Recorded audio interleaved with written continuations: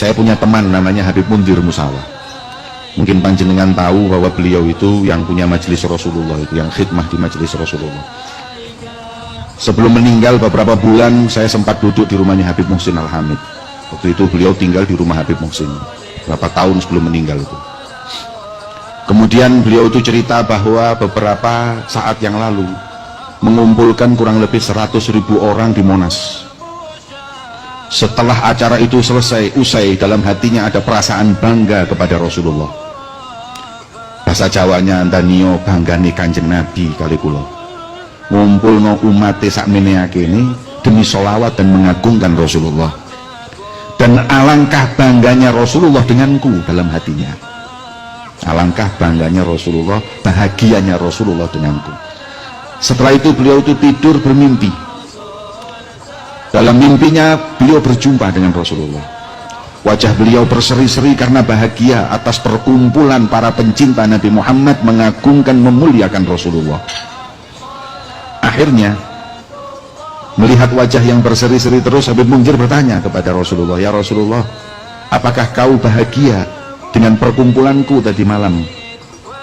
Maka beliau Rasulullah menjawab, "Aku bahagia." Majelis seperti ini membuat bahagia hati Nabi Muhammad.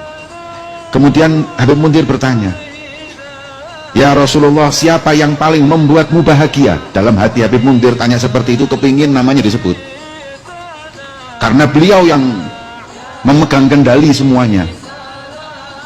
Kemudian kata Rasulullah, "Wahai Mundir, sampaikan salamku dan sampaikan kebahagiaan hatiku kepada mereka yang dari beberapa hari lalu masang umbul-umbul dan karpet. Mereka tidak disebut, tidak diagungkan, tapi mereka lebih capek dari yang di panggung, lebih capek dari yang ceramah. Orang tidak akan melihatnya, bahkan mungkin memandang dengan sebelah mata, tapi Nabi Muhammad melihatnya. Orang tidak akan membanggakannya, tapi Rasulullah bangga kepadanya.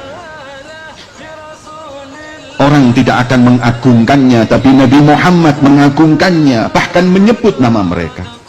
Kata Habib Mundir ketika bangun tidur, "Nyesel saya tadi malam di panggung, tahu gitu saya yang masang karpet, tahu gitu saya yang masang umbul-umbul. Kalau tahu begitu tingginya kedudukan mereka yang khidmah di majelisnya Nabi Muhammad ada di hati Rasulullah SAW."